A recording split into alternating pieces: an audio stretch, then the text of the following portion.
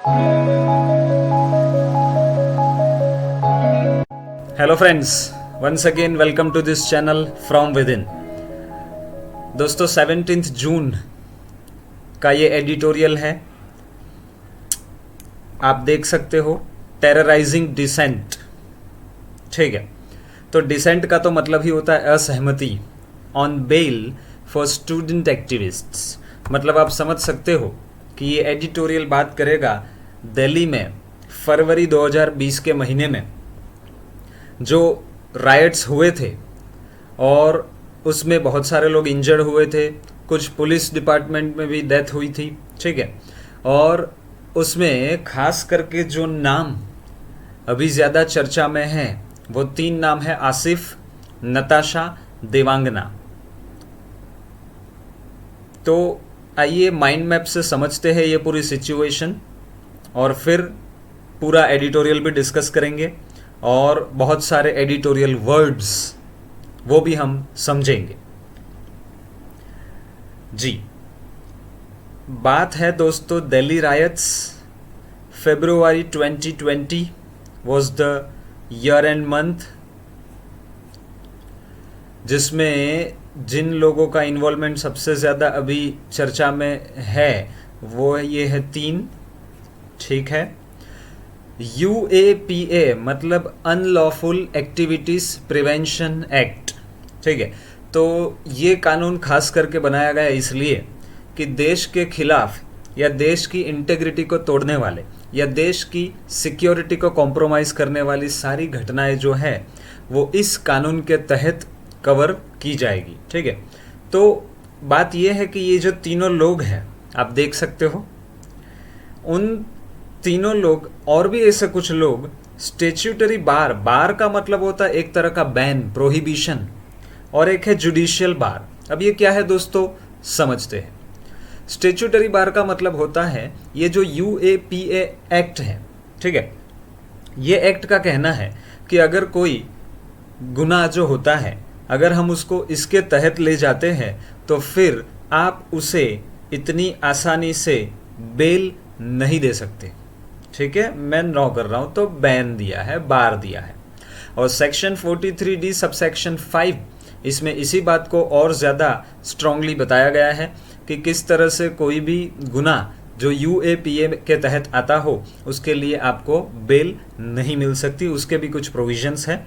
हम यहाँ लॉ की बात नहीं करने वाले, हमें यहाँ इंग्लिश लैंग्वेज और थोड़ा सा करंट अफेयर्स समझना है, तो मैं आपको एक कहते हैं ना सुपरफिशियल सा आइडिया दूंगा, ऊपर छलना। ठीक है, और दूसरी तरफ है जुडिशियल बार, मतलब क्रिमिनल जब आता है पुलिस उसके सबूत इकट्ठा करती है, कोर्ट में जाके जमा करती है, फिर जो प्रोसीजर शुरू होती है कोर्ट की उसे हम कहेंगे जुडिशियल।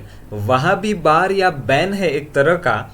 कौन से लेवल पे? एट द बेल स्टेज, मतलब जब किसी बंदे की जमानत की बात हो रही हो तब जब एविडेंस जो होते हैं उसको एग्जामिन नहीं कर सकते डिटेल में, ये जुडिशियल बैन है एक तरह से कि आप कोई भी एविडेंस जो मिले हैं उस गुनाह में उसको डिटेल में एनालिसिस तब नहीं कर सकते। दूसरा, सुप्रीम कोर्ट का 2019 का एक जो जजमेंट आया था वो भी इस बात की पुष्टि करता है कि आप ऐसे एविडेंस को डिटेल में चेक करने तब नहीं जा सकते। दोस्तों इसके बहुत सारे कारण हो सकते हैं, we are not the law experts कि हम उसके बारे में सोचे, सिचुएशन को समझना है हमने। और आगे जो दिल्ली हाई कोर्ट है उसने बेल ऑर्डर्स तो दिए, जमानत जो जामीन होती है वो मंजूर भी कर दी। क्लियर हेडेड, एकदम सेंसिबल, समझदारी भरा अप्रोच है वो यहाँ दिखता है, ऐसा भी हिंदू एडिटोरियल कह रहा है। और इस एडिटोरियल में जो जो डिस्कस कर रहा हूँ वो हिंदू का बताया हो, मैं सिर्फ डिस्कस कर रहा हूँ, मेरा पर्सनल ओपिनियन कोई नहीं है इसमें। ठीक है, we are just discussing an editorial और article for our language purpose as well. ठीक है, उस बात पे ध्यान देंगे। दूसरा, दिल्ली पुलिस ने ये जो राइट्स हुए थे उसमें इन सब लोगों के ऊपर UAPA का कानून तो लगा दिया, प्रोटेस्टर्स ऑफ CAA थे ये लोग। ठीक है, उसी के साथ क्लियर डिस्टिंक्शन है, जो जस्टिस मृदुल और अनूप इन लोगों ने, हाईकोर्ट के जो जजेस हैं, ठीक है, जस्टिस पैनल, उन्होंने बहुत ही अच्छे से एक फ़र्क निकाला कि 2 तरह के काम किए जाते हैं जो हम दंगे में शामिल कर लेते हैं। एक तो देश के खिलाफ जिसके लिए हम UAPA में चले जाते हैं, ठीक है, और एक है डिसेंटर्स, तो जो फंडामेंटल जो राइट मिला है, ठीक है, फ्रीडम ऑफ एक्सप्रेशन, ठीक है, तो उसके तहत अगर आपको कोई भी देश की पॉलिसी, मतलब हमारा देश की कोई भी पॉलिसी अगर सही नहीं लगती तो बिल्कुल उसका विरोध कर सकते हो, ठीक है। तो ये फर्क समझना जरूरी है। तो ये पूरा हिंदू एडिटोरियल जो है वो इन दोनों कैटेगरी के ऊपर ही टिका हुआ है कि अगर आप उन्हें देश के खिलाफ होने वाले काम की तरह ट्रीट करते हो तो यूएपीए वाली एक अलग ट्रीटमेंट मिलेगी, और अगर उन्हें राइट है, हक है अपनी बात रखने का, विरोध करने का, तो फिर वो यूएपीए में तो नहीं जाएंगे। हाँ, नॉर्मल अगर उन्होंने पब्लिक ऑर्डर जो होता है उसको डिस्टर्ब किया है तो उसके लिए उनके ऊपर अलग कार्यवाही तो हो ही सकती है, तो वो है रेगुलर बेल, ठीक है, वो यूएपीए के तहत आने वाली बेल नहीं हुई। चलिए आगे बढ़ते हैं।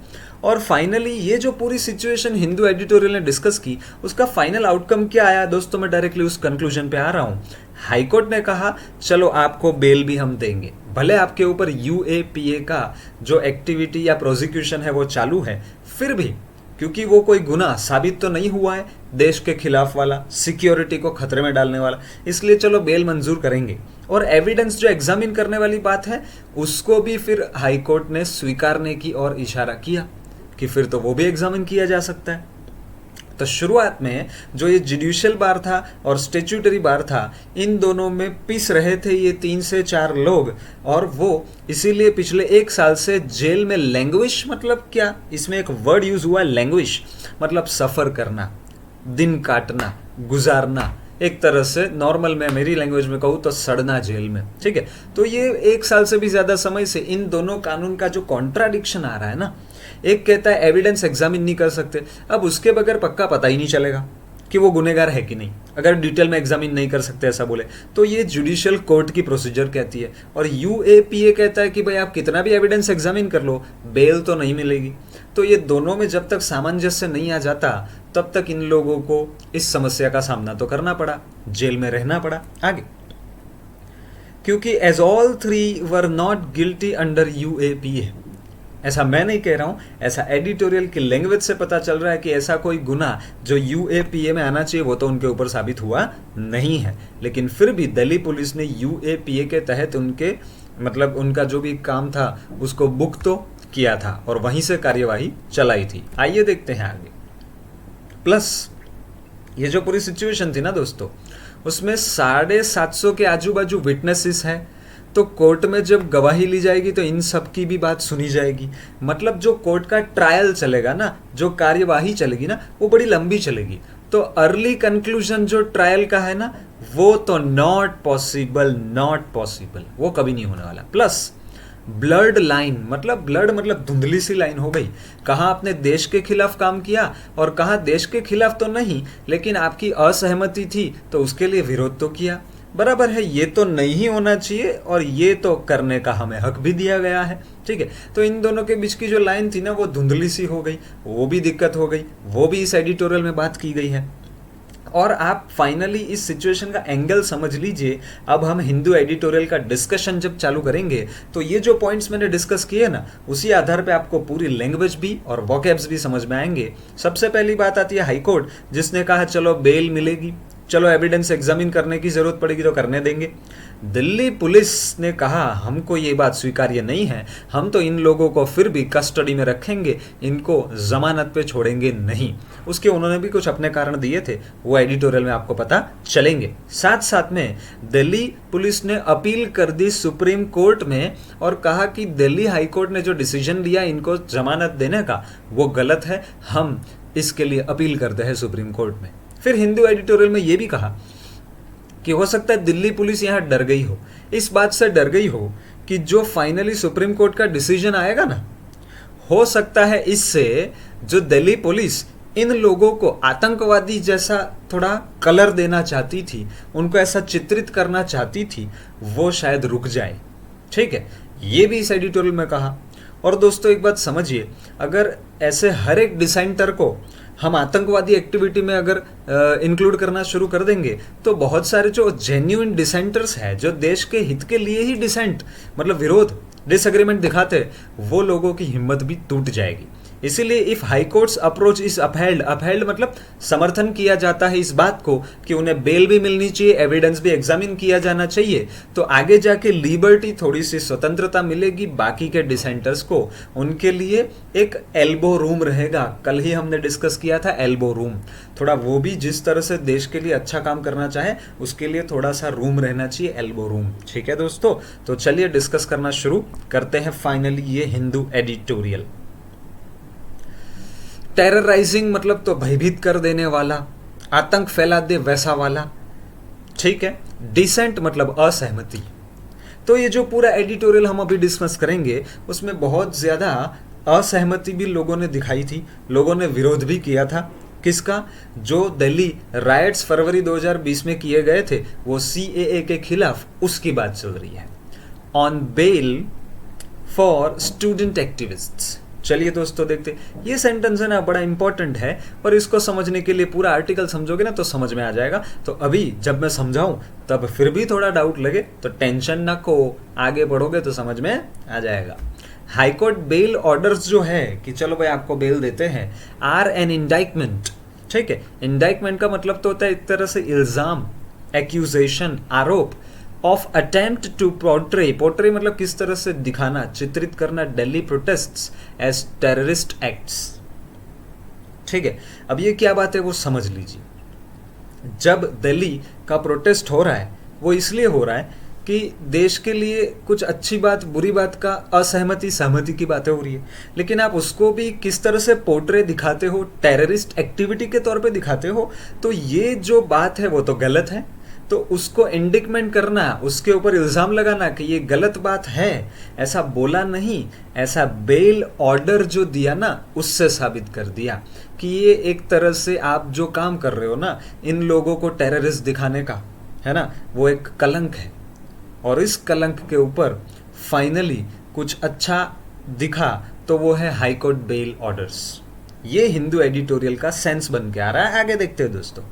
Caught between a statutory bar on grant of regular bell आया था, पहले ये समझाया था कि स्टेच्यूटरी बार जो है UAPA का वो तो कहता है कि बार है मतलब बैन है, आप रेगुलर बेल नहीं दे सकते। और दूसरा है जुडिशियल एम्बार्गो, एम्बार्गो का भी मतलब होता है एक तरह का बैन, प्रतिबंध on any close examination of available evidence, किसी भी तरह का जो सबूत है उसका डिटेल में एग्जामिनेशन तब मत करो एट द बेल स्टेज। इन दोनों अलग अलग विरोधाभासी सिचुएशन के बीच में कॉट बिटवीन फंस गए कौन? ये those arrested under the countries main anti terror law मतलब UAPA। वो लोग जो है हैव बीन लैंग्विशिंग, वो अभी जेल में ही अपने दिन गुजार रहे, काट रहे हैं इन जेल्स विदाउट ट्रायल, मतलब उनके ऊपर कोई कार्यवाही तो हुई नहीं, उनके जो कार्यवाही होनी चाहिए वो बराबर हुई नहीं, फॉर एक्सटेंडेड पीरियड्स, पीरियड और आगे चलता गया और 1 साल से ज़्यादा का समय हो गया। और ये जो स्टैट्यूटरी बार है और जुडिशियल बार है इन दोनों के बीच में पिस के वो लोग जेल में अभी 1 साल से ज़्यादा समय गुजार चुके हैं। आगे the Delhi high court orders जो ग्रांट करते हैं बेल टू 3 स्टूडेंट्स एक्टिविस्ट्स। ठीक है, तो ये जो 3 स्टूडेंट एक्टिविस्ट्स हैं उनको जो बेल दी, वो जो ऑर्डर था, जो जेल्ड थे फॉर ओवर अ ईयर, 1 साल से भी ज्यादा के समय के लिए वो जेल्ड थे, फॉर देयर अलेज्ड का मतलब होता है तथाकथित, सो कॉल्ड कहना लेकिन साबित नहीं हुआ, role in the February 2020 riots in Delhi, जो दिल्ली में दंगे हुए थे उसमें तथाकथित रूप से इनका इन्वॉल्वमेंट था। इस आरोप में वो लोग जेल में गए थे और उनको जमानत दिल्ली हाईकोर्ट के ऑर्डर्स ने जब दी तो ये रिप्रेजेंट करता है, इस बात को और ज्यादा अच्छे से पुष्ट करता है कि क्लियर हेडेड मतलब बड़ा ही समझदारी से भरा हुआ और क्लैरिटी के साथ एक एफर्ट है to get around. Get around का मतलब होता है, मैं मेरी लैंग्वेज में आपको बताऊं तो एक तरह से सॉल्व करना। ये मेरी लैंग्वेज क्यों बोला? आप जब भी एडिटोरियल पढ़ते हो बहुत बार ना वॉकैब के मीनिंग डिट्टो डिक्शनरी के सोचने की कोशिश करते हो, यहीं पे लैंग्वेज में इंप्रूवमेंट आने के चांसेस कम हो जाते हैं। नहीं, आप पढ़ो, मीनिंग डिक्शनरी में कुछ और लिखा है, आप उस वर्ड को कुछ और बोलते हो लेकिन सेंस तो सेम बन रहा है। तो अब सॉल्व करना, सच इम्पेडिमेंट्स मतलब सारी रुकावट, ऑब्स्टेकल्स में बोल सकता हूँ। ठीक है दोस्तों, चलिए आगे बढ़ते हैं। टेरराइजिंग डिसेंट की आगे की कहानी कुछ इस तरह से है कि साउंड इन लीगल रीजनिंग, जो लॉजिकल एक पॉइंट्स होते हैं ना, उसमें साउंड मतलब बड़ा ही स्टेबल होना, और उसका इंटरप्रिटेशन भी बड़ा अच्छे से साउंड इंटरप्रिटेशन होना, एकदम सेंसिबल, समझदारी भरा। द जजमेंट्स ऑफ कौन, justice Mridul and justice Anoop have made a salient, salient का मतलब होता है स्टैंडर्ड लेवल पे जो आइडियल होता है, जो मेन होता है, मुख्य, ऐसा डिस्टिंक्शन मतलब फर्क किसके बीच में, बिटवीन दोज एक्यूज्ड, एक्यूज मतलब जिसके ऊपर इल्जाम लगा, ऑफ ऑफेंसेस मतलब गुनाह, against the countries integrity, integrity का मतलब होता है हमारी जो खुद की एक देश की जो स्वतंत्रता निष्ठा है उसके खिलाफ किया हुआ काम, ये तो आतंकवादी जैसा ही हो गया। And security on the one hand, मतलब ऑन द वन हैंड हम तब बोलते हैं जब दो चीजों में फर्क बताना हो, तो ऑन द वन हैंड एक ऐसे लोग जो देश के खिलाफ के काम करते हैं जिसे आगे जाके आप टेररिस्ट एक्टिविटी कह सकते हो, एंड प्रोटेस्टर्स जो विरोधी होते हैं या डिसेंटर्स जो असहमति दिखाते हैं, रोप्ड इन अनजस्टिफाइबली, रोप्ड इन मतलब एक तरह से उनको कन्विंस कर लिया गया, ठीक है, कुछ काम करने के लिए, लेकिन unjustifiably under the rubric of terrorism on the other, दूसरे हाथ पे ऐसे लोग हैं जिन्होंने देश के ही लिए कुछ अच्छा विरोध किया होगा शायद, या असहमति दिखाई होगी, लेकिन उनको भी अनजस्टिफाइबली मतलब अन्यायपूर्ण रूप से आपने रूब्रिक मतलब एक टाइटल, कौन सा टाइटल, टेररिज्म, उसी टाइटल में शामिल कर लिया। तो ये दोनों के बीच में फर्क है, एक तो असली गुनहगार और एक तो अच्छा काम कर रहा है लेकिन आप उसे गुनहगार मान रहे हो। ये दो कैटेगरी जो है वो इन जस्टिस ने बहुत अच्छे से डिस्टिंग्विश की है दोस्तों। आगे, द अनलॉफुल एक्टिविटीज मतलब UAPA has been invoked, invoke मतलब उसका रेफरेंस लेना, रेफर करना, ठीक है, यूज करना, ठीक है, by Delhi police against activists and others who were among those organizing the protest। तो दिल्ली पुलिस ने ये सब जो विरोध कर रहे थे, प्रोटेस्ट कर रहे थे और साथ में जो जुड़े हुए थे उनके खिलाफ UAPA कानून लगा दिया अगेंस्ट द CAA। तो CAA के लिए जो वो लोग विरोध कर रहे थे वो ऑन द क्लेम, और इस बात का दावा करते हुए that they had also fermented the rights, कि राइट्स मतलब दंगे है ना, उसको फॉर्मेंट किया मतलब और ज्यादा भड़काया। मैं हिंदी में लिख देता हूं, भड़काना, उकसाना, या इंग्लिश में कहेंगे इंसाइट करना दोस्तों, ठीक है। चलिए आगे बढ़ते हैं। Under section 43D sub section 5, ये भी मैं वहां डिस्कस कर चुका हूं, आप चेक करिए। मैं जो जो पॉइंट बताते जा रहा हूं आपके माइंड में वो माइंड मैप थोड़ा थोड़ा रेफरेंस आ रहा होगा, पूरा याद तो नहीं होगा पर माइंड में आ तो रहा होगा। आगे, there is a legal bar, एक लीगल प्रोहिबिशन है, बैन है ऑन ग्रांटिंग बेल, आप बेल नहीं दे सकते। If the court is of the opinion, अगर कोर्ट ये अपना नजरिया, अपना ओपिनियन रखती है that there are reasonable grounds, कुछ तो ऐसे कारण है, ग्राउंड्स मतलब कुछ तो ऐसे वैलिड रीजंस है, रीजनेबल है, टू बिलीव, ये मानने के लिए, दैट द एक्यूजेशन मतलब जो ये इल्जाम लगा है अगेंस्ट दोज, उन लोगों के खिलाफ, हेल्ड इस प्राइमा फेसी मतलब फेस वैल्यू होती है ना, चेहरे पे देखे पहली बार तो कैसा लगे, उसे कहते हैं प्राइमा फेसी, मतलब फेस वैल्यू जैसा हुआ, पहली बार देखे तो सही लगता है कि ये इल्जाम तो सही है। अगर कोर्ट ऐसा सोचती है तो उन लोगों को बेल नहीं दी जाएगी, ऐसा section 43D sub section 5 of UAPA कहता है। Adding to this onerous, onerous का मतलब होता है बड़ा ही बर्डनसम, बड़ा ही बोझिल, जो ये बर्डन है on the accused to demonstrate to the court that the accusation is untrue. अब ये मैं पढ़ता हूं, इसमें और एक बड़ा ही बोझिल सा एक जो बोझ है वो ऐड हो चुका है, वो एक्यूज्ड के लिए, जिसके ऊपर इल्जाम लगा है, उन लोगों के लिए कि उन्होंने डेमोन्स्ट्रेट करना होगा, साबित करना होगा कोर्ट को कि ये जो इल्जाम लगा है ना वो अनट्रू है। वो है 2019 सुप्रीम कोर्ट का जजमेंट, जो बार करता है, प्रोहिबिट करता है, डिटेल्ड एनालिसिस आप नहीं कर सकते किसका, एविडेंस का, एट द बेल स्टेज। जब बेल मिलने वाली है तब सारे सबूतों को और डिटेल में जांच पड़ताल आप नहीं कर सकते, क्योंकि बेल इसीलिए दे रहे हो ना क्योंकि आपको लग रहा है भाई वैलिड ग्राउंड्स पे हमारे पास 100% रीजन नहीं है कि वो गुनहगार होगा ही, तो चलो भाई अभी एविडेंस को डिटेल में नहीं देखते हैं, हमें लग रहा है कि आप ऑनेस्ट हो, थोड़ा सा तो सिचुएशन ऐसी थी तो चलो बेल देते हैं। तो ये दूसरा बर्डन। पहला 43D सबसेक्शन 5 कहता है कि अगर इनिशियली देखते हुए लगे कि नहीं यहाँ तो गुनाह है, तो फिर आप उसे बेल मत दो। और दूसरा 2019 का सुप्रीम कोर्ट का वर्डिक्ट जो है, जजमेंट जो आया था, वो कहता है कि अगर आप बेल स्टेज पे पहुंच चुके हो तो आप उसका एविडेंस, जो सबूत मिले, उसको डिटेल में चेक तब नहीं करो। And rules that bail can be denied, और वो रूल्स मतलब ये V5 है ना, सुप्रीम कोर्ट ये रूल करती है, ये डिसीजन देती है that bail can be denied, जो बेल जमानत आपने मांगी उसको ना बोला जा सकता है on the broad probabilities of the case. Broad probabilities मतलब बहुत सारी संभावनाएं पॉसिबल है, गुनहगार साबित होंगे, इसमें से और 5-10 अलग अलग बड़े बड़े जो होते हैं ना शिकार, जो गुनहगार है उसकी लिंक मिलेगी, उस आधार पे भी बेल ना बोली जा सकती है। दोस्तों, एक एक वर्ड को लाइन टू लाइन में हिंदी ट्रांसलेशन, वोकैब का मीनिंग और माइंड मैप, तीनों चीजें एक साथ कर रहा हूं, ध्यान से समझिएगा। चलिए हम एंड की ओर आ चुके हैं।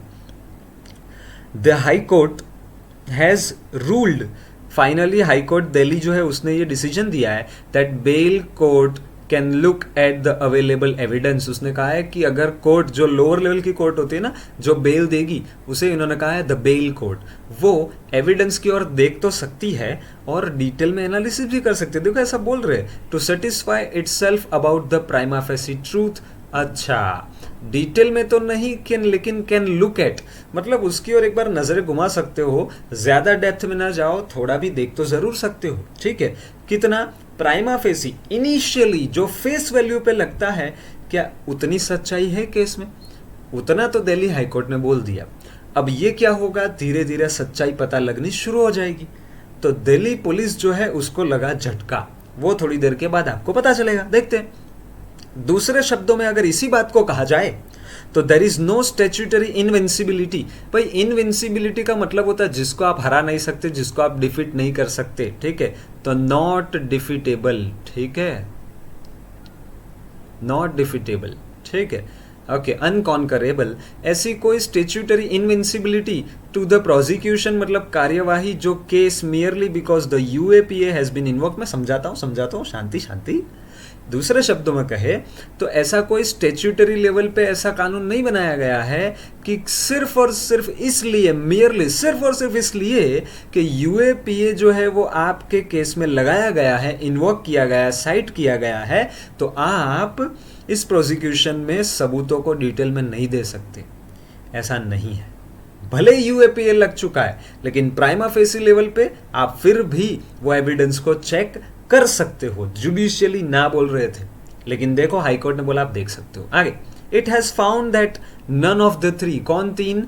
Asif, Natasha, Devangana, none of them, none तो सिंगुलर होता है तो इसीलिए वॉज लिखा, स्पेसिफिकली और पर्टिकुलरली एक्यूज्ड, वो किसी भी तरह से इसमें गुनहगार एक्चुअली इल्जाम उनके ऊपर लगा हो, फाइनली कोई टेररिस्ट का या फंडिंग करना टेररिज्म के लिए या फिर किसी तरह का एन एक्ट अमाउंटिंग टू मतलब रिजल्टिंग इन, किस तरह से किस और ले जाएगा, परिणमित होना, किस में परिणमित होना?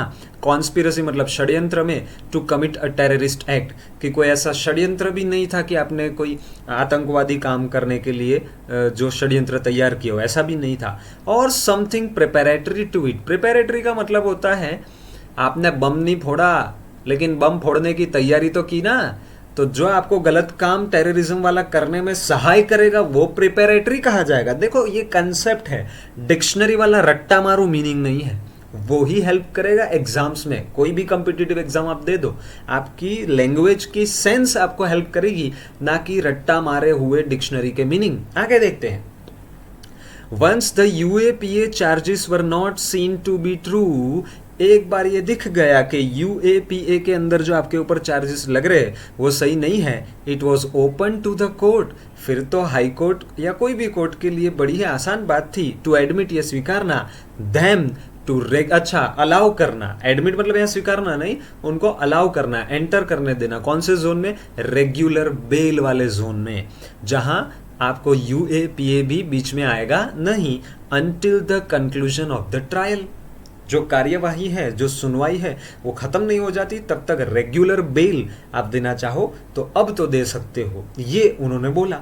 और एक बात बोली फर्दर और आगे, विथ 740 विटनेसेस साइटेड, साइटेड मतलब नाम बताए गए, उल्लेख किया गया, एक्सप्रेस किए गए उनके नाम, इतने सारे सबूत थे, चश्मदीद गवाह कहते हैं ना वो, there is no scope for early conclusion of the trial. अब 750 आजू बाजू लोगों का जब गवाही लेना हो तो कोई भी कार्यवाही 1-2 दिन क्या 6 महीना भी चल सकती है, 1 साल भी चल सकती है। तो उन्होंने कहा भाई इस केस में तो बेल बनती है। आगे, rights are matters concerning public order. Public order का मतलब होता है देश की जो सिस्टम व्यवस्था है उसको डिस्टर्ब ना करे, उसमें कोई प्रॉब्लम खड़ी ना करे, वैसी वाली सारी मैटर जो होती है वो राइट्स होती है, ठीक है। And not the security of the states, मतलब दंगे फसाद जब होते हैं ना तो देश की जो ऑर्डर वाली सिस्टम है व्यवस्थित चल रही है उसको गड़बड़ाना कह सकते हो, लेकिन वो आतंकवादी काम नहीं हुआ दंगा, ठीक है। आगे, the courts observation that the state, state का मतलब होता है यहाँ पे जो गवर्नमेंट है, जो अथॉरिटी है उसको उन्होंने कहा है स्टेट, ठीक है। इन इट्स एंजाइटी मतलब दिल्ली पुलिस और साथ साथ में लोअर कोर्ट भी शायद, ठीक है, उनकी जो एक एंजाइटी चिंता थी टू सप्रेस, सप्रेस मतलब दमन करना। जैसे सपोज ये जमीन है, अब यहाँ से यूं यूं यूं गैस बाहर निकल रहा है, ठीक है, तो ये आप उसको दबा देते हो ना, उसे कहते हैं सप्रेस करना, ठीक है। तो या तो उसको एक डर था कि हम दमन कर दे डिसेंट, जो असहमति हो रही है ना, लोग बड़ा विरोध करते, चलिए उसको दबा देते, थोड़ा टेररिज्म का नाम दे देंगे तो बाकी सारे लोग भी शांत हो जाएंगे, ये बात कही। ये जो वर्ताव उन्होंने किया है ना, उनकी जो एंजाइटी है उसने ब्लर कर दिया है, धुंधला कर दिया है, जो एक लाइन, जो एक लक्ष्मण रेखा होती है ना दो के बीच के फर्क दिखाने वाली, बिटवीन द कॉन्स्टिट्यूशनली मतलब जो वैधानिक रूप से गारंटीड जो राइट या हक होता है विरोध करने का उसको, और टेररिस्ट एक्टिविटी को, दोनों सेम लगने लग गई। कल कोई भी विरोध रैली करने लग जाएगा तो हमें तो ऐसा ही लगने लगेगा कि ये तो आतंकवादी काम कर रहा है। ये आज बहुत खराब हालत हो चुकी है जो यहाँ पे लिखा जा रहा है। और अगर ऐसा होता है तो इज अ स्टर्न, स्टर्न मतलब बड़ा ही गंभीर, बड़ा ही सीवियर इंडाइटमेंट है, कलंक लगाने जैसा काम है ऑफ द एस्टैब्लिशमेंट का मतलब होता है सत्ता, अथॉरिटी, ठीक है। चलिए लास्ट पैराग्राफ और वॉकअप पे आ जाएंगे। मजा आ गया आज तो मेरे को, क्या मस्त आर्टिकल है। आई एम श्योर आपको भी समझ में आ रहा है, कमेंट भी करते जाओ, थोड़ा पता चले हमको। चलिए, the Delhi police has gone to supreme court. देखो देखो देखो, डर लगा दिल्ली पुलिस को, ऐसा ये लिख रहा है, मैं नहीं लिख रहा हूं, मेरे पे मत आना, ठीक है। तो सुप्रीम कोर्ट की ओर गए on appeal against the verdict. Verdict का मतलब होता है जो चुकादा आया, जो डिसीजन आया है ना, वो किसने दिया था? दिल्ली हाई कोर्ट ने। क्या था कि बेल दे दो इन 3-4 लोगों को। तो दिल्ली पुलिस ने कहा नहीं, हम सुप्रीम कोर्ट में जाएंगे, ये नहीं होने देंगे, ठीक है। पॉसिबली इन द फियर, शायद ये डर था उनको, किसको? पुलिस को डर था, दैट द रूलिंग, रूलिंग मतलब वर्डिक्ट, डिसीजन जो सुप्रीम कोर्ट फाइनली देगी ना शायद, में फॉइल, फॉइल का मतलब होता है प्रिवेंट करना, रोक देना, अटका देना। क्या अटका देना? इसकी जो डिजाइन थी दिल्ली पुलिस की, जो एक सिस्टम पूरी चाल थी, डिजाइन थी, टू पेंट मतलब किस तरह से उनको क्या करना, पोर्ट्रे करना, ठीक है, किस तरह से दिखाना, प्रोटेस्टर्स जो विरोधी हैं उनको किस तरह से दिखाना, टेररिस्ट की तरह दिखाना। दिल्ली पुलिस को डर था कि ये जो विरोध करने वाले लोग हैं ना, उनको हम तो चाहते हैं कि टेररिस्ट का कलर दे दे। ये बात फॉइल हो जाएगी, रुक जाएगी, अगर सुप्रीम कोर्ट भी ये बात मान लेती है हाई कोर्ट दिल्ली की, ठीक है। तो उसने सोचा चलो एक बार सुप्रीम कोर्ट को बोल तो दे, क्या पता हमारी सुन ले, ऐसा एडिटोरियल कह रहा है। आगे देखते हैं, if the high courts approach to grant of bail is upheld. Upheld का मतलब होता है समर्थन करना। कौन समर्थन करेगा? Supreme court. क्यों? क्योंकि पुलिस कहाँ गई? सुप्रीम कोर्ट के पास गई। तो अगर सुप्रीम कोर्ट भी हाई कोर्ट दिल्ली की जो बात है कि चलो इनको बेल दे दो, चलो एविडेंस एग्जामिन करने दो, उस बात को समर्थन करती है तो ये अच्छी बात होगी। It would help secure the liberty, मतलब स्वतंत्रता जो होती है किसकी? अदर डिसेंटर्स की, जिनको हेल्ड किया गया है, मतलब यूएपीए के तहत उनके ऊपर केस चलाया गया है, एल्सवेयर मतलब कहीं और भी, पूरे देश में भी, विदाउट सफिशिएंट बेसिस, उन लोगों को भी थोड़ी सी फ्रीडम मिल जाएगी, स्वतंत्रता मिल जाएगी। मजा आया कि नहीं? बड़ा मजा आया मेरे को तो, आई होप। जनरली ऐसा होता है, जो डिलीवर ऑफ नॉलेज होता है ना, जैसे कि अभी मैं हूं, तो जनरली ये होता है कि अगर मुझे पढ़ाने में मजा आया ना, तो वो तभी हो सकता है जब उसका बेस्ट डिलीवरी आया होगा। तो उस आधार पे मैं ये जज कर सकता हूँ कि आपको भी समझ में भी आया होगा और इतना बड़ा टेरिबल टेररिज्म वाला जो टॉपिक है वो बड़ी आसानी से समझ में आ गया होगा। चलिए देखते हैं वोकेब्स। अब देखो वोकेब्स आपके लिए सेल्फ एग्जामिनेशन होनी चाहिए। जैसे जैसे वोकेब आएंगे ना तो मैं वोकेब का मीनिंग बोलूँ उसके पहले आपके माइंड में आ जाना चाहिए। देखो सबसे पहला क्या था, टेरराइज करना। और आप चेक करो वोकेब को भी मैंने एक ऑर्डर में ही रखा होता है, उसी ऑर्डर में रखा होता है जिस ऑर्डर में पैराग्राफ चल रहा होता है, तो एक तरह से पूरे पैराग्राफ का रिवीजन हो जाएगा। टेरराइज करना मतलब तो स्केयर करना, फ्राइटन करना, डराना, इंटिमिडेट, थ्रेटन, अरे धमकाना, ऑप्रेस करना, अत्याचार करने जैसा भी हो, विक्टिमाइज करना है, पीड़ित कर देना, टॉर्मेंट सताना, परसिक्यूट करना। ठीक है।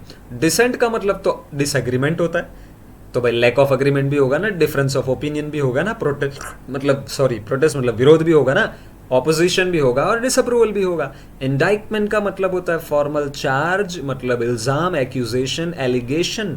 ठीक है। एम्बार्गो का मतलब होता है बैन और बार, आगे मैं नहीं पढ़ूंगा। लैंग्वेज का मतलब होता है सफर, आगे आप चेक करो। बी अबैंडन्ड, छोड़ दिए जाना कहीं पे मरने के लिए। Neglected, forgotten. क्लियर हेडेड, अरे बाप रे। सेंसिबल, एकदम well adjusted, reasonable, logical, practical. Gate around का मतलब होता है सॉर्ट आउट करना। मैंने क्या बोला था, सॉल्व करना। अब बाकी के वोकैब आप खुद पढ़ो। सरमाउंट मतलब कोई प्रॉब्लम होती है ना, वो एक तरह का पहाड़ जैसा होता है छोटा, उसके ऊपर चढ़ के आगे निकल आना, सरमाउंट करना, उसको भी सर कर जाना। ठीक है। प्रिवेल ओवर, उसके ऊपर हावी हो जाना। चलिए। इम्पेडिमेंट मतलब ऑब्स्टेकल, बैरियर, ऑब्स्ट्रक्शन, हिंड्रेंस, रुकावट। आगे बढ़ते हैं। सैलिएंट का मतलब तो होता है इंपॉर्टेंट। ठीक है। Main, notable, noticeable, obvious. Dissenter का मतलब होता है डिसेंट करने वाला व्यक्ति। अब ये वोकैब मेरे को लिखने की जरूरत भी नहीं थी और फिर भी आपको समझ में आना चाहिए, लेकिन मैंने सिनोनिम के लिए लिखा है डिसिडेंट, बाकी के तो ठीक है। रोप इन मतलब किसी को कन्विंस कर लेना, चल भाई ऐसा कर वैसा कर, अर्ज कर लेना। ठीक है। परस्यूएड कर लेना। रूब्रिक मतलब तो कैटेगरी, मैंने आपको और एक बताया था टाइटल, नाम दे देना कि ये भी टेररिस्ट में ही जाता है। अनलॉफुल एक्ट और प्रिवेंशन एक्ट क्या है, आप पढ़ोगे तो अब आपको समझ में आएगा। आप ऐसे तो नहीं हो कि जिनको मैं स्पून फीडिंग कराऊं। ठीक है। तो 2 सेकंड पॉज करने का और समझ लेने का। आगे बढ़ते हैं। इन्वोक मतलब तो साइट करना, रेफर टू या एड्यूस। अच्छा, सीएए क्या है वो भी यहाँ पे आपके लिए रखा हुआ है। ठीक है। तो उसमें खास करके जो 6 अलग अलग यहाँ देखो, Hindus, Jains, Sikhs, Buddhists, Christians and Parsis. ठीक है। तो उनके लिए जो अलग से एक 6 माइनॉरिटी ग्रुप्स जो है उनको भी स्पेसिफिकली आइडेंटिफाई किया गया, वो था सीएए। फॉर्मेंट करना मतलब तो इंसाइट करना, भड़काना, उकसाना। ठीक है। चलिए और आगे देखते हैं। Provoke, agitate, instigate, cause. Section 43D में बड़ा डिटेल में समझा तो गया ही हूँ, लेकिन और अच्छे से 2 सेंटेंस में लिख के दिया है। प्राइमा फेसी का मतलब होता है फर्स्ट इंप्रेशन को, जो फेस वैल्यू कहते हैं ना, वो फेस देख के क्या लगा, बस वो। ठीक है। कुत्ता जब होता है किसी स्ट्रीट में तो हमारा फेस देख के उसको नक्की करना होता है, भौंकना है कि नहीं भौंकना है। समझ में आया कि नहीं, ट्रायल ले लेना आज। चलिए आगे बढ़ते। Onerous, burdensome, difficult, tough, troublesome, stressful. Invincibility मतलब कॉन्कर करना, मतलब हरा लेना, तो अनकॉन्करेबिलिटी, अनबीटेबल, पावरफुल। ठीक है।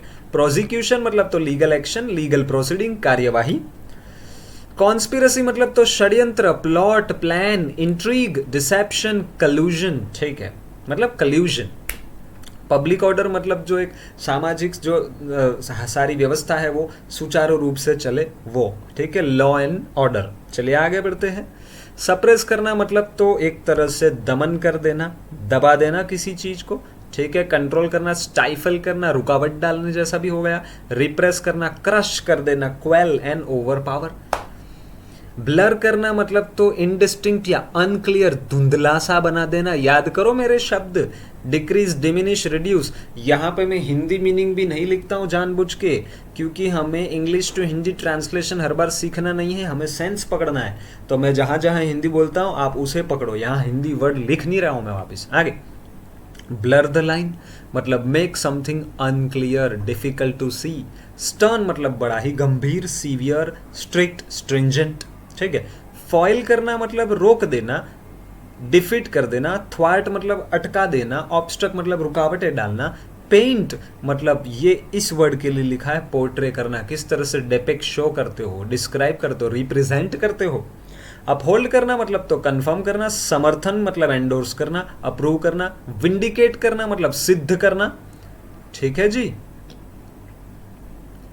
और वैलिडेट करना। चलो, तो ये था आपका आज का हिंदू एडिटोरियल का discussion, terrorising dissent. I am sure आपको समझ में भी आया होगा, मज़ा भी आया होगा। तो ये एक पूरी प्रोसेस है जिसको करते जाइए। और मेरी फेमस तो नहीं, मेरी फेवरेट लाइन किसी ने लिखी है, किसने लिखी है पता नहीं है, पर बड़ी मस्त है। वो ये कि हमें मंजिल की ओर भागने की जल्दी नहीं करना है, आप मंजिल की ओर पहुंचते पहुंचते जो जर्नी है ना, जर्नी उसको एंजॉय करो। इसीलिए किसी ने कहा है, अजीब कश्मकश है जिंदगी में, अजीब कश्मकश है जिंदगी में, मंजिल की तलाश में सफ़र से इश्क हो गया। ठीक है, तो हम लैंग्वेज इंप्रूव वो तो मंजिल है, पर उस जर्नी को एंजॉय करो। जब ये डिस्कस किया जा रहा है तो आपकी मंजिल कब आ जाएगी पता भी नहीं चलेगा। ठीक है, चलो, thank you so much once again, thank you and bye bye.